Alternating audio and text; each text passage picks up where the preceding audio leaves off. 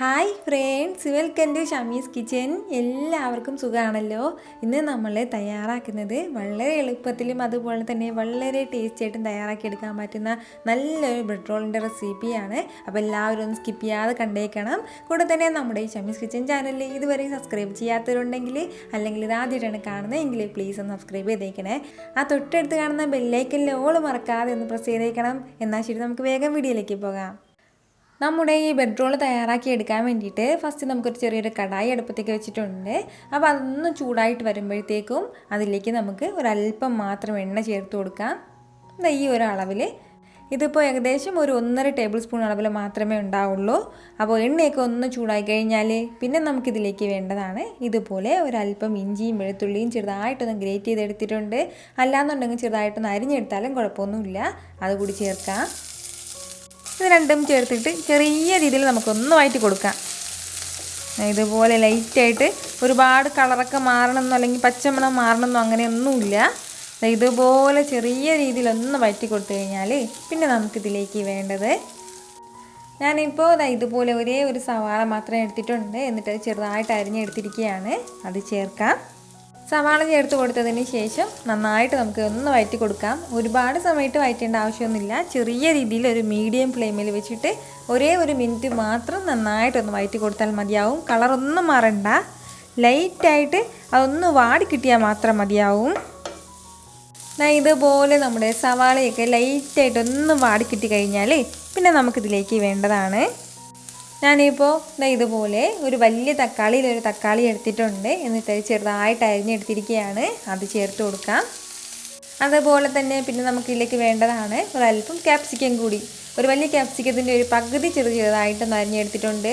ഈ ക്യാപ്സിക്കത്തിന് പകരം നമുക്കിതിലേക്ക് ബീൻസ് ചേർത്ത് കൊടുക്കാം. അല്ലാന്നുണ്ടെങ്കിൽ നമുക്കിതിലേക്ക് ക്യാരറ്റും ചെറുതായിട്ട് അരിഞ്ഞ് ചേർക്കാവുന്നേ ഉള്ളൂ. ഇതിലിത്രയും ചേർത്ത് കൊടുത്തതിന് ശേഷം പിന്നെ നമുക്കിതെല്ലാം കൂടി ഒന്ന് മിക്സ് ചെയ്ത് കൊടുക്കാം. ഞാൻ നേരത്തെ പറഞ്ഞതുപോലെ തന്നെയാണ്, എല്ലാം കൂടി ഇപ്പോൾ ഒരുപാട് സമയത്ത് വഴറ്റേണ്ട ഒരു ആവശ്യമില്ല. നന്നായിട്ട് ഇതെല്ലാം ഒന്ന് വാടി കിട്ടിയാൽ മാത്രം മതിയാവും. ഇതുപോലെ ഇങ്ങനെ ഈ ഒരു രീതിയിൽ ഞാനിപ്പോൾ മിക്സ് ചെയ്തെടുത്തിട്ടുണ്ട്. ഫ്ലെയിം എല്ലാം മീഡിയത്തിൽ തന്നെ വെച്ചിട്ടുണ്ട്. നന്നായിട്ട് നമ്മളിത് വഴറ്റിയെടുക്കേണ്ട ആവശ്യമില്ല. അപ്പോൾ ഇത്രയും ആയിക്കഴിഞ്ഞാൽ പിന്നെ നമുക്കിതിലേക്ക് ആവശ്യത്തിനുള്ള മസാലയും കൂടി ചേർത്ത് കൊടുക്കാം. മസാലയായിട്ട് ആദ്യം നമുക്ക് വേണ്ടത് ഒരു 1/2 ടീസ്പൂൺ അളവിൽ പെരിഞ്ജീരകം പൊടിച്ചതാണ്. അപ്പോൾ ചെറുതായിട്ട് പെരിഞ്ജീരകം പൊടിച്ചതൊന്ന് ചേർത്ത് കൊടുക്കാം. പിന്നെ നമുക്കിതിലേക്ക് വേണ്ടതാണ് ഒരു 1/2 ടീസ്പൂൺ അളവിൽ ഒരു ഗരം മസാല പൊടിച്ചതും കൂടി ചേർക്കുകയാണ്. ഇത്രയും ആയിക്കഴിഞ്ഞാൽ പിന്നെ നമുക്കിതിലേക്ക് വേണ്ടതാണ് നമ്മുടെ എരിവിന് ആവശ്യമായിട്ടുള്ള കുറച്ച് റെഡ് ചില്ലി ഫ്ലേക്സും കൂടി. അപ്പോൾ ചില്ലി ഫ്ലേക്സ് നമ്മുടെ എരിവിന് ആവശ്യത്തിന് മാത്രം ചേർത്ത് കൊടുത്താൽ മതിയാവും. ഇത് ഇത്രയും ചേർത്ത് കൊടുത്തിട്ട് നമുക്ക് നന്നായിട്ട് ഒന്ന് മിക്സ് ചെയ്തെടുക്കാം.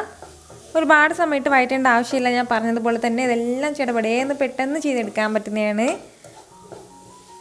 ഇതുപോലെ നന്നായിട്ട് ഞാനിതൊന്ന് മിക്സ് ചെയ്തെടുത്തിട്ടുണ്ട്. അപ്പോൾ ഇതുപോലെ ഒന്ന് മിക്സ് ചെയ്തെടുത്ത് കൊടുത്തു കഴിഞ്ഞാൽ പിന്നെ നമുക്കിതിലേക്ക് വേണ്ടത്, ഇതുപോലെ ഒരേ ഒരു ഉരുളക്കിഴങ്ങ് ഞാനിപ്പോൾ എടുത്തിട്ടുണ്ട്. അത്യാവശ്യം വലിയ ഉരുളക്കിഴങ്ങിൽ ഒരു ഉരുളക്കിഴങ്ങാണ്. എന്നിട്ട് നന്നായിട്ടൊന്ന് വേവിച്ചതിന് ശേഷം നല്ലതുപോലെ അതൊന്ന് പൊടിച്ചെടുത്തതാണ്. ഒരു സ്മാഷർ വെച്ചിട്ട് നന്നായിട്ട്, അല്ലാതെ കൈ വെച്ചിട്ട് നന്നായിട്ടൊന്ന് പൊടിച്ചെടുത്താൽ മതിയാവും. അതുകൂടി ചേർത്ത് കൊടുക്കാം.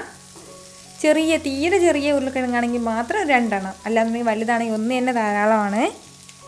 അതുപോലെ തന്നെ പിന്നെ നമുക്കിതിലേക്ക് വേണ്ടതാണ് കുറച്ച് മല്ലിയിലയും കൂടി. ഒരുപാടൊന്നും വേണ്ട, ഈ ഒരു അളവിൽ ഒരല്പം മാത്രം മല്ലിയിലയും കൂടി. ഇത്രയും ആയിക്കഴിഞ്ഞാൽ പിന്നെ വേണ്ടത് ഇതുപോലെ ഒരു പകുതി നാരങ്ങയുടെ ജ്യൂസ് കൂടിയാണ്. അപ്പോൾ നല്ലൊരു പുളിപ്പിന് വേണ്ടിയിട്ടാണ് ഒരല്പം നാരങ്ങ നീരും കൂടി ചേർത്ത് കൊടുക്കുന്നത്. ഒരുപാട് വേണ്ട, ഈ ഒരു അളവിൽ. നമ്മുടെ മസാലയ്ക്ക് ആവശ്യമായിട്ടുള്ള ഉപ്പ് നമ്മൾ ഇതുവരെയും ചേർത്തിട്ടില്ലായിരുന്നു. അപ്പോൾ ആവശ്യത്തിനുള്ള കുറച്ച് ഉപ്പും ചേർത്ത് കൊടുത്തതിന് ശേഷം പിന്നെ ഇതെല്ലാം കൂടി ചേർത്തിട്ട് നമുക്ക് നന്നായിട്ടൊന്ന് മിക്സ് ചെയ്തെടുക്കാം. ഇതുപോലെ ആ ഉപ്പെല്ലാം എല്ലാ സ്ഥലത്തും ആകുന്നത് പോലെ നന്നായിട്ടൊന്ന് മിക്സ് ചെയ്തെടുത്താൽ മതിയാവും. ഇതുപോലെ ഒന്ന് മിക്സ് ചെയ്തെടുത്ത് കഴിഞ്ഞാൽ നമ്മുടെ മസാലക്കൂട്ട് ഇവിടെ നല്ല കറക്റ്റായിട്ട് റെഡി ആയിട്ടുണ്ട്. അപ്പോൾ ഇത്രയും മസാലക്കൂട്ട് റെഡി ആയി കഴിഞ്ഞാൽ ഇനി ബാക്കിയുള്ള കാര്യങ്ങളൊക്കെ പെട്ടെന്ന് തന്നെ നമുക്ക് ചെയ്തെടുക്കാം. അപ്പോൾ ഞാനിപ്പോൾ ഫ്ലെയിം ഓഫ് ചെയ്യാണ്. ഇതെല്ലാം കൂടി ഒന്ന് കോട്ട് ചെയ്തെടുക്കാൻ വേണ്ടിയിട്ട് ഞാനിപ്പോൾ ഇവിടെ കുറച്ച് ബ്രെഡ് എടുത്ത് വെച്ചിട്ടുണ്ട്. അപ്പോൾ ആ ബ്രെഡിൻ്റെ സൈഡൊക്കെ ഒന്ന് അരിഞ്ഞ് മാറ്റിയിട്ട് അതെല്ലാം കൂടി ഒന്ന് മിക്സിയിലിട്ട് പൊടിച്ച് മാറ്റി വെച്ചിരിക്കുന്നതാണിത്. അതുപോലെ തന്നെ ഒരു 2-3 ടേബിൾ സ്പൂൺ നിറയെ, അതായത് ഇങ്ങനെ ഹീപ്ഡായിട്ട് ഇങ്ങനെ കുറച്ച് അധികം നിറയെ തന്നെ എടുത്തിട്ട് അതിലേക്ക് ഒരല്പം വെള്ളമൊക്കെ ഒഴിച്ചിട്ട് ഇതുപോലെ നന്നായിട്ടൊന്ന് മൈദാ പേസ്റ്റും കൂടി തയ്യാറാക്കി വെച്ചിട്ടുണ്ട്. നമ്മളെപ്പോഴും ചെയ്യുന്നത് തന്നെയാണ്, അപ്പോൾ അതിൻ്റെ പേരിലാണ് അത് ചെയ്ത് കാണിക്കാത്തത്.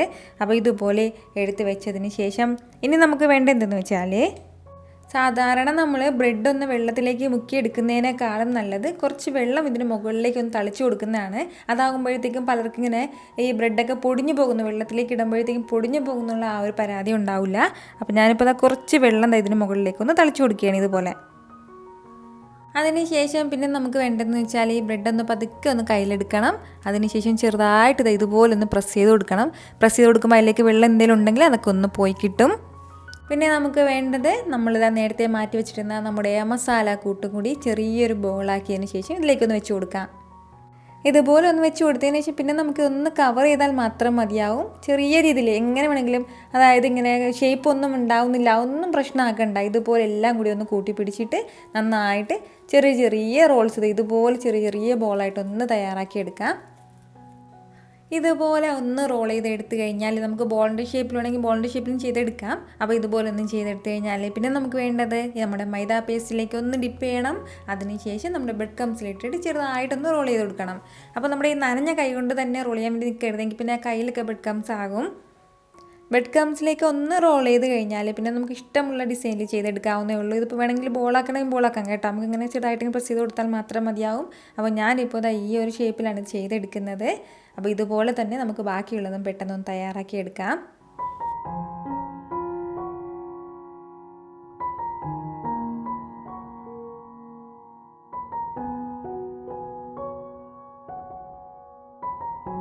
ഇതുപോലെ നമ്മളിപ്പോൾ എല്ലാം റോൾ ചെയ്ത് മാറ്റിയിട്ടുണ്ട്. അപ്പോൾ ഇതുപോലെ റോൾ ചെയ്ത് മാറ്റിക്കഴിഞ്ഞാൽ പിന്നെ നമുക്കൊരു 8 ബോട്ടിലാക്കി ഫ്രീസറിൽ സൂക്ഷിച്ചിട്ട് പിന്നീട് നമുക്ക് സമയമുള്ളപ്പോഴൊക്കെ നമുക്ക് ഫ്രൈ ചെയ്യാവുന്നേ കേട്ടോ. ഫ്രിഡ്ജിൻ്റെ താഴെയല്ല, ഫ്രീസറിലാണ് കട്ട പിടിപ്പിക്കാൻ വേണ്ടിയിട്ട്.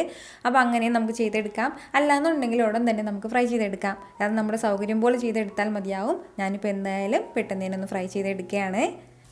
എണ്ണ നന്നായി ഒന്ന് ചൂടായി കഴിഞ്ഞാൽ പിന്നെ ഫ്ലെയിം ഒന്ന് മീഡിയത്തിൽ വെച്ച് കൊടുത്തതിന് ശേഷം നമ്മളിതാ റോൾ ചെയ്ത് വെച്ചിരിക്കുന്ന ഓരോ സ്നാക്കായിട്ട് ഇതിലേക്ക് ഇട്ട് കൊടുക്കാം.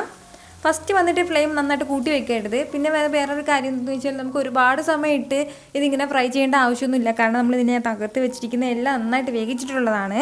അതിൻ്റെ പേരിൽ അതിൻ്റെ പുറം ഭാഗം മാത്രം ചെറിയ രീതിയിലൊന്ന് കളറ് മാറി കഴിയുമ്പോഴത്തേക്കും നമുക്കിത് എടുക്കാവുന്നേ ഉള്ളൂ. നമുക്ക് ഇഷ്ടമുള്ള കളറ് വരുന്നത് വരെ നമുക്കിത് ഫ്രൈ ചെയ്യാൻ പ്രശ്നമൊന്നുമില്ല. അപ്പോൾ ഞാൻ പറഞ്ഞതുപോലെ മീഡിയം ഫ്ലെയിമിൽ വെച്ചിട്ട് 2 സൈഡും കളറൊക്കെ ഒന്ന് മാറിക്കഴിഞ്ഞാൽ ഒരുപാട് സമയത്ത് ഫ്രൈ ചെയ്യേണ്ട. ലൈറ്റായിട്ട് ഇതുപോലെ ഒന്ന് കളർ മാറിക്കഴിഞ്ഞാൽ പിന്നെ നമുക്കിത് ഓരോന്നായിട്ട് എടുക്കാവുന്നേ ഉള്ളൂ. ഇതുപോലെ വളരെ സിമ്പിളായിട്ട് വളരെ ടേസ്റ്റി ആയിട്ട് നമുക്ക് തയ്യാറാക്കി എടുക്കാൻ പറ്റുന്ന നല്ലൊരു ബ്രെഡ് റോളാണ്. ഉറപ്പായിട്ട് നിങ്ങളൊന്ന് തയ്യാറാക്കി നോക്കണം. ഇതിൻ്റെ കൂടെ ഇനി സൈഡായിട്ടൊന്നും ആവശ്യമില്ല. വേണമെന്നുണ്ടെങ്കിൽ മാത്രം ഒരല്പം ടൊമാറ്റോ സോസ് വെച്ച് കഴിക്കാം. അപ്പോൾ ഈ ടൊമാറ്റോസിൻ്റെ റെസിപ്പിയൊക്കെ ഞാൻ അപ്ലോഡ് ചെയ്തിട്ടുണ്ടായിരുന്നു കേട്ടോ. ആവശ്യമുള്ളവരൊക്കെ ഒന്ന് കണ്ടു നോക്കിയേക്കണം. അപ്പോൾ ഈ വീഡിയോ നിങ്ങൾക്ക് ഇഷ്ടമായിട്ടുണ്ടെന്നാണ് എൻ്റെ വിശ്വാസം. ഇഷ്ടമായാൽ ഇതൊന്ന് ലൈക്ക് ചെയ്തേക്കണം. ഇത് മറ്റുള്ളവരും കാണണമെന്ന് ആഗ്രഹിക്കുന്നുണ്ടെങ്കിൽ നിങ്ങളുടെ ഫ്രണ്ട്സിനും ഫാമിലിക്കും എല്ലാവർക്കും ഒന്ന് ഷെയർ ചെയ്ത് കൊടുക്കാനും മറക്കരുത്. വീണ്ടും നല്ലൊരു ഉഷാറ് വീഡിയോ ആയിട്ട് ഞാൻ വരുന്നതായിരിക്കും. അതുവരേക്കും എല്ലാവരും ഹാപ്പി ആയിട്ടിരിക്കുക, സന്തോഷമായിട്ടിരിക്കുക, എല്ലാവരും സേഫ് ആയിട്ടിരിക്കണം. Take care friends.